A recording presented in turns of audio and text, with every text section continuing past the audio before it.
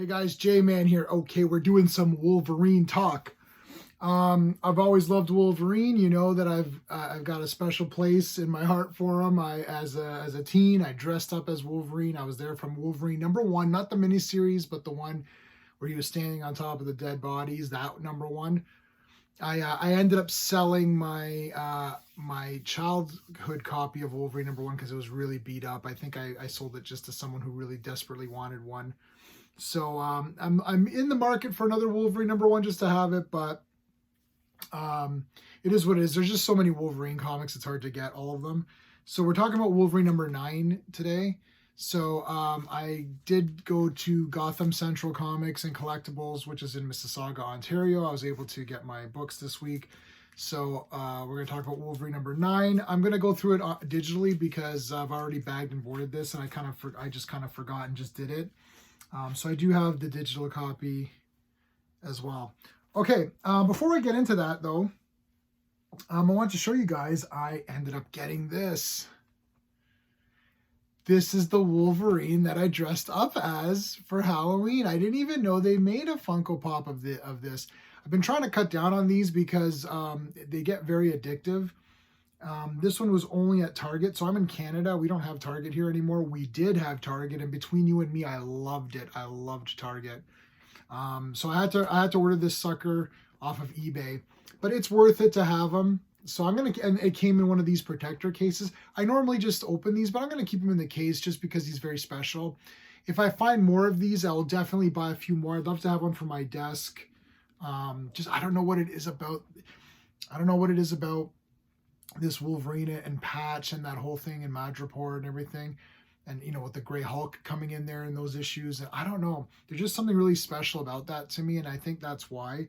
But I have to tell you, every Wolverine comic where it's just been solo and just Wolverine, not Wolverine and X-Men. Well, that wasn't too bad, I suppose. But I mean, like, anytime it's just a Wolverine comic, it's always been really, really good. And I just think he's a great character, standalone character. They should make a TV series. They should just do a television series.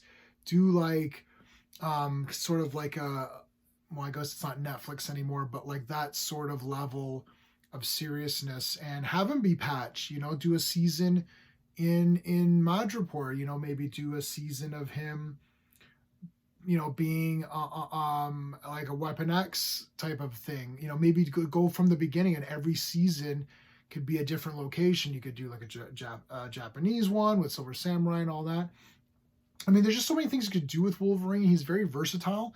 And he's grounded. I know that's like a big term that everyone they say it now. But Wolverine's one of the only characters, maybe the only character from comics that I can accept in the full costume. I love the brown, sort of the John Byrne kind of brown costume. I always loved that costume. But if he doesn't have a costume, if he's Patch with the white and the patch, that's awesome. That's what this series is right now, and I'm loving it. Or even something like this, if he goes out at night, he makes himself into a shadow. Wolverine's very versatile. He's one of the few characters that works with costume without. Like Spider-Man without his costume, it's just like, what is this? I also got this. This has nothing to do with X-Men, but WandaVision. I love WandaVision. And Steve Englehart, baby, collected all the West Coast Avengers. Vision and the Scarlet Witch. I love that series. I went back and started reading it again. It's genius. I'm going to email that guy and tell him he's a genius. Okay. Wolverine #9. Awesome. The cover gives it away.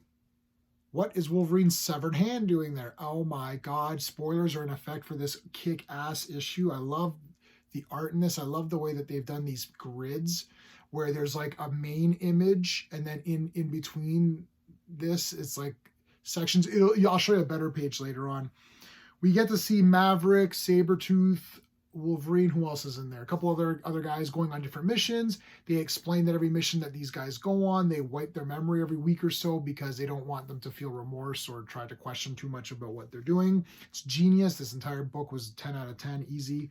So then we get this like kind of the secret history of Wolverine. So it gives you a little bit of a breakdown, and there's a saying that him and Maverick and whatever came up with by themselves just to sort of keep themselves grounded, and they didn't want to become like Sabretooth, who was just kind of enjoying the killing. And let me get this right here. Today is a victory over yourself of yesterday. Today is a victory of yourself over yesterday. Okay. So that's a famous quote from a book, which is mentioned here. Where is it? The Book of Five Rings by Miyamoto Musashi. Okay. So they keep repeating that, and that kind of brings them back into reality. All right. So we're back here, Wolverine as Patch. Love Patch.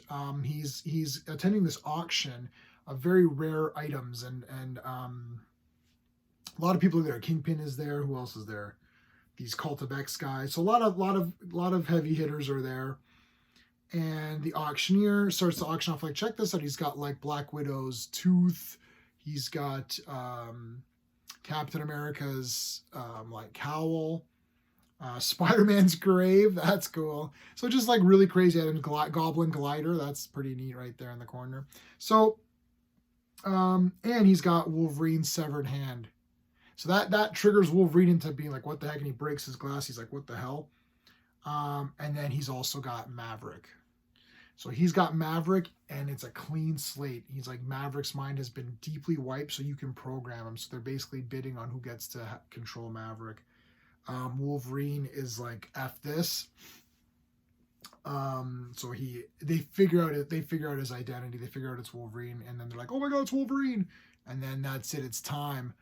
And there's like a little bit of a battle, and then the auctioneer, who I don't know who this auctioneer is. If you know who he is, let me know in the comments.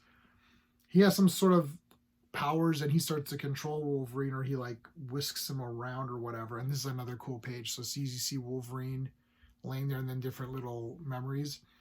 So then Wolverine keeps saying that phrase to Maverick to like get him out. It's like Manchurian Candidate. He like tries to like get him back.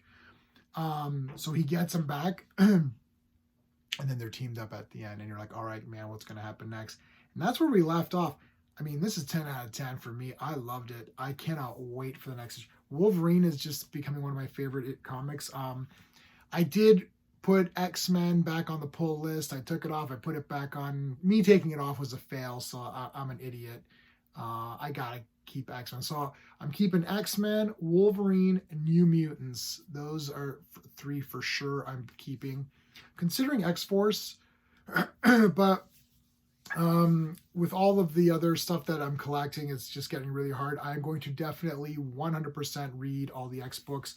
I have a digital subscription through Comixology. So I'm definitely going to keep all the X books. One day I may go back to getting them all physical, but I'm just running out of space. And I am getting some of the DC stuff as well. So there is that.